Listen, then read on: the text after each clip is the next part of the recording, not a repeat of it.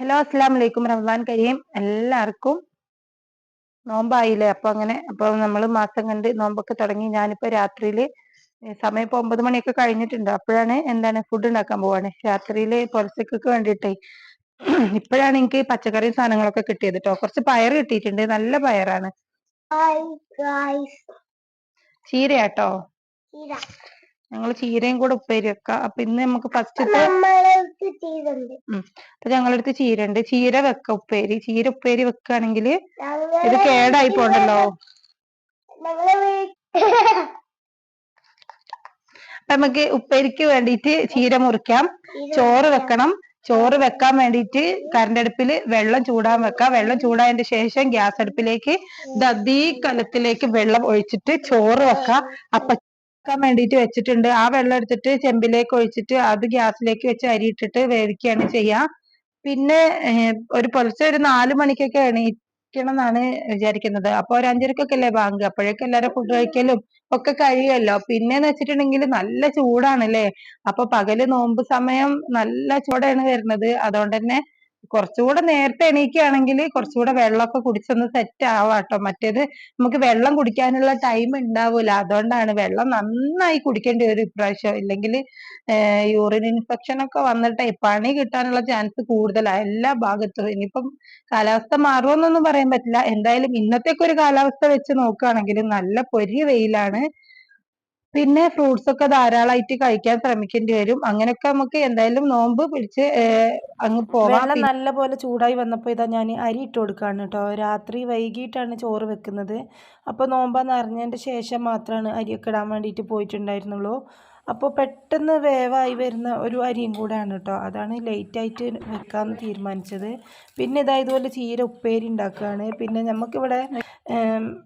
നിർബന്ധമായിട്ടും വേണ്ട കുറച്ച് കറികളുണ്ട് കേട്ടോ പുലർച്ചയ്ക്കൊക്കെ വേണ്ടത് അപ്പോൾ ഞാൻ പുലർച്ചയ്ക്ക് എണീച്ചത് 4 മണിക്കാണ്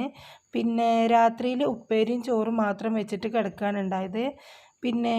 ചിക്കനോ ബീഫോ മീനോ അങ്ങനത്തെ ഐറ്റംസ് ഒന്നും ഇല്ലായിരുന്നു അതിപ്പോൾ നാളെ തൊട്ടിട്ട് ഇനിയിപ്പോൾ അത് സ്ഥിരമായിരിക്കുമല്ലോ നോമ്പ് കഴിയുന്നവരെ അപ്പോൾ ഇന്ന് ഫസ്റ്റായിട്ട് ലൈറ്റ് ആയിട്ടുള്ള കറികൾ മാത്രമായിട്ടാണ് പക്ഷേ ഇങ്ങനത്തെ ലൈറ്റ് കറികൾ പൊലച്ചക്കൊക്കെ എപ്പോഴും ഇവിടെ വേണം കേട്ടോ എല്ലാ ദിവസവും വേണം അത് ഐറ്റം മാറ്റി മാറ്റി വെക്കുകയാണ് ചെയ്യുക ഇപ്പോൾ ഞാൻ എണീറ്റ് വന്നിട്ട് പിന്നെ അടുക്കളയിൽ വന്നതിന് ശേഷം ഞാൻ കഞ്ഞിവെള്ളം താളിക്കാൻ വേണ്ടിയിട്ടാണ് പോണത് അപ്പോൾ കഞ്ഞിവെള്ളം താളിച്ചത് എല്ലാ ദിവസവും വേണം കേട്ടോ പിന്നെ അതുപോലെ തന്നെ ഉപ്പേരി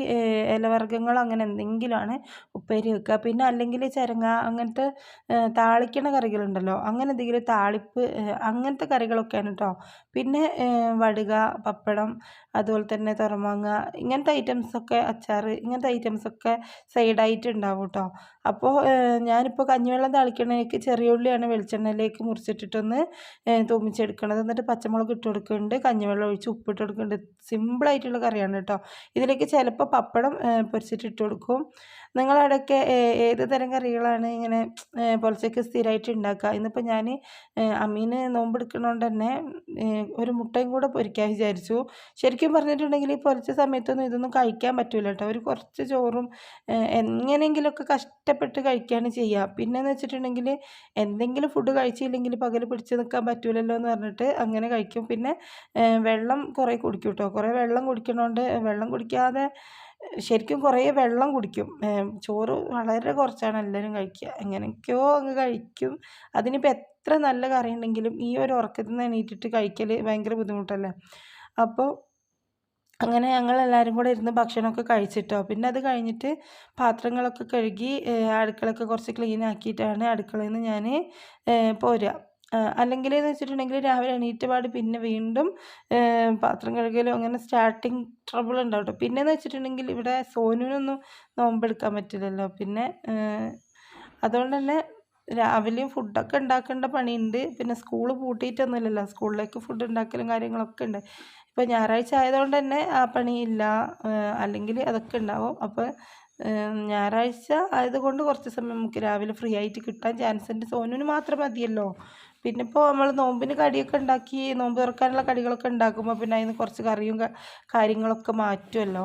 അങ്ങനെ ഞാൻ എൻ്റെ അടുക്കളത്തെ കാര്യങ്ങളൊക്കെ കഴിഞ്ഞിട്ട് പിന്നെ ഇതാ റൂമിലേക്ക് വന്നിട്ട് പിന്നെ നിസ്കാരമൊക്കെ കഴിഞ്ഞിട്ടാണ് പിന്നെ കുറച്ച് സമയം കിടന്നത്. നിസ്കാരം ഒന്നും കഴിഞ്ഞിട്ടുണ്ടെങ്കിൽ പിന്നെ കിടക്കരുത് എന്ന് പറയില്ലേ. പക്ഷെ ഞാനിത് എഡിറ്റ് ചെയ്ത് ഞാൻ കുറച്ച് ഖുർആനൊക്കെ ഓതി എന്നിട്ടാണ് എഡിറ്റ് ചെയ്യാൻ വന്നത് കേട്ടോ. എന്നിട്ട് എഡിറ്റ് ചെയ്തിട്ട് പിന്നെ അപ്പോൾ കുറേ സമയമായി. അത് കഴിഞ്ഞ് എഡിറ്റ് ചെയ്തിട്ട് ഈ വീഡിയോ ഇത് അപ്ലോഡ് ചെയ്തിട്ട്